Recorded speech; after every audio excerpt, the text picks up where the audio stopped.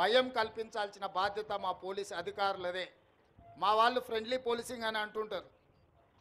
నేను కూడా ఒప్పుకుంటా, ఫ్రెండ్లీ పోలీసింగ్ ఎవరికి? బాధితులతోని ఫ్రెండ్లీగా ఉండండి, నేరగాళ్లతోని కాదు. ఫ్రెండ్లీ పోలీసింగ్ అనేది బాధితులు బాధతో పోలీస్ స్టేషన్కు ఫిర్యాదు చేసుకోవడానికి వచ్చినప్పుడు వాళ్లకు కొంత నమ్మకం కలిగించి వాళ్ళు ఏ సమస్య మీద వచ్చిందో కూర్చోబెట్టి మాట్లాడి బాధితులతో మాత్రమే ఫ్రెండ్లీ పోలీసింగ్ ఉండాలి. ఫ్రెండ్లీ పోలీసింగ్ అనే నెపంతో నేరగాళ్లతో కూడా మనం ఫ్రెండ్లీగా ఉండడం మొదలు పెడితే డిపార్ట్మెంట్ మీద ఉన్న నమ్మకం విశ్వాసం సలగిల్లుతుంది. కాబట్టి ఫ్రెండ్లీ పోలీసింగ్లో కూడా మీరు ఈ రెండింటికి మధ్యలో ఉన్న వ్యత్యాసాన్ని గుర్తించి అధికారులు కూడా ముందుకు వెళ్ళాలి అని సూచన చేస్తూ మీ అందరి దగ్గర సెలవు తీసుకుంటున్నా. ధన్యవాదాలు మిత్రులారా. ధన్యవాదాలు sir.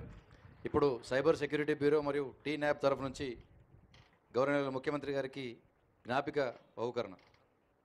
MSR media social responsibility అనే కొత్త ఒరవడికి ఈరోజు మీరు నాంది పలికారు. సినిమాటోగ్రఫీ అనే సబ్జెక్టు హోమ్ సెక్రటరీ గారి పరిధిలో ఉంటుంది కాబట్టి ఈరోజు తమరి సూచనల్ని మా హోమ్ సెక్రటరీ గారు కూడా విన్నారు.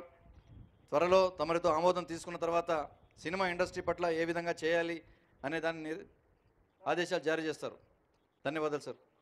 हर खबर पर नजर रखने के लिए हमारे चैनल को लाइक, शेयर, सब्सक्राइब और फॉलो जरूर कीजिए। Crime control news, Hyderabad.